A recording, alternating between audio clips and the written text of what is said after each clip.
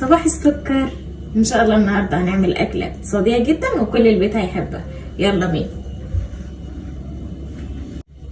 يلا بينا بقى. اول حاجه معانا بصلايه، انا عايزه بصلايه صغيره او وسط.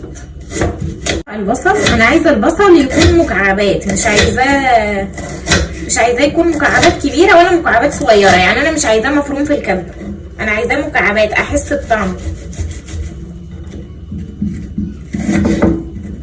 كان في مره واحده ست لسه واقفه، فصاحبتها راحت تزور، فبتقول لها هو جوزك جابلك ايه هديه الولاده يعني؟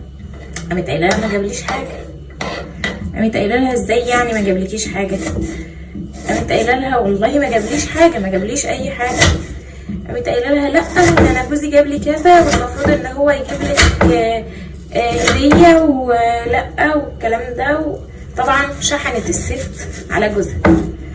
فالست بقى اول لما جوزها جه البصل، فالست اول لما جوزها جه قامت متخانقه معاه ودبه معاه خناقه كبيره، فهو طبعا مسكتش فاتخانق معاها وزعقوا والخناقه كبرت، فالراجل قام مطلقها في وسط الخناقه، قام قايل لها انت طالقه.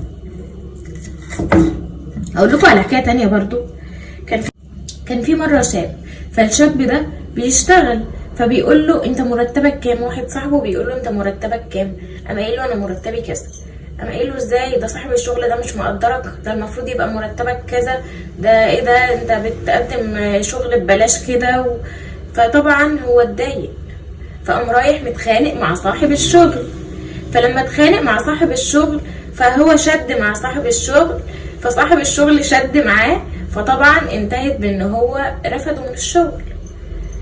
فده معناه حاجه واحده بس، ان احنا ما نرميش ودنا للناس. محدش عارف داخليات امورنا ايه، محدش عارف الواحد عايش ازاي، محدش عارف الحلو بتاعك ايه ولا الوحش بتاعك ايه. ممكن يكون انت عندك حاجات حلوه مش موجوده عند حد تاني، فما نبصش في طبق غيرنا ده اولا، وما نتدخلش في امور حد ده ثانيا، وما نسمعش كلام حد غير القريبين مننا بس اللي هم خايفين على مصلحتنا فعلا. خلصنا البصل، الطاسه بتاعتي انزل بشويه زيت مش قليلين ومش كتار كده بالبصل.